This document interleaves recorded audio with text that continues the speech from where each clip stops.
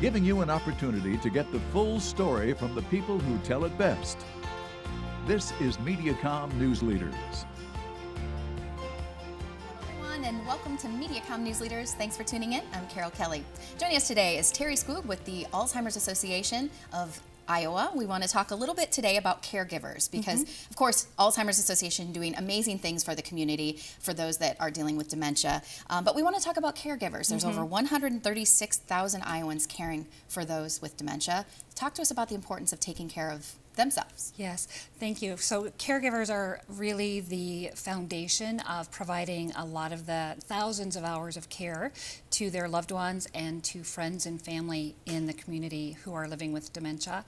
So really taking care of themselves is important, and that's often overlooked. So it's important that they take care of their physical needs and their mental needs and everything, that they have to have that foundation to take care of their loved ones. Let's talk about caregivers specifically because sometimes they're giving up their jobs and their livelihoods to take care of those with dementia. Yeah, they are.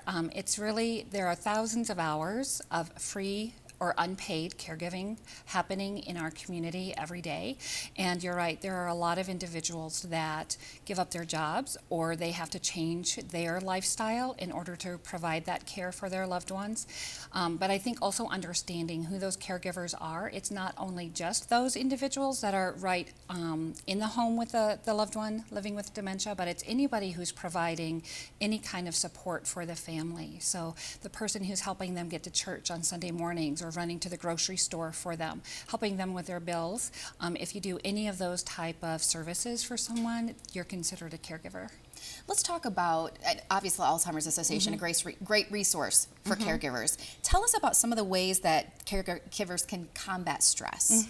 Yeah, so stress is one of the biggest things that caregivers deal with on a daily basis. And so a lot of the same things that you and I would do to combat stress seems like it's something that they should be able to do as well, but there's sometimes difficulties for that. So eating healthy and getting out and going for walks and finding those support groups and those friends, it's important to find those people and find those resources, but sometimes caregivers feel very isolated, and if they have loved ones who are needing a little more care and attention, sometimes it's hard for them to get out. So it's just important to remind them whatever they can do to take care of themselves is important. And especially during the winter months, it's very important to say you've got to get out. Yeah. How easy is it to get a little bit of information or just to know that there's a support behind them? Yeah, there are a lot of resources with the Alzheimer's Association, and I think a lot of times individuals think the Alzheimer's Association is basically research, but what they might not realize is all of the other resources available really locally. So there are support groups, there are community education programs, there's a resource call line, and then there's actually private consultation that you can call the office and get a one-on-one, just sit down and talk with somebody about it. And then there's a 24-hour hotline that is available to people. And is there a cost involved for caregivers? Absolutely not to be a part of the Alzheimer's Association or to get any of those supports. Tell us a little bit about, in addition to stress, what are some of the other challenges that caregivers are going through? Yes, caregivers go through, with the stress, you have the depression, and I think really what we are finding in a lot of the support groups that I participate in and help with in the community education, I hear a lot of guilt. I hear a lot of anger and frustration, depression, but really it's that isolation and that sometimes that loneliness that can really get into some of the difficulty of providing some of the care.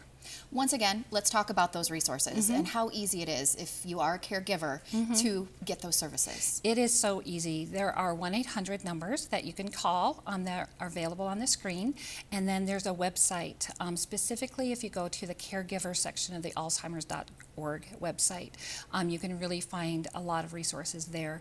But also just calling your local chapter and finding the opportunity to have that one-on-one with people and find a local support group and a community program available for education.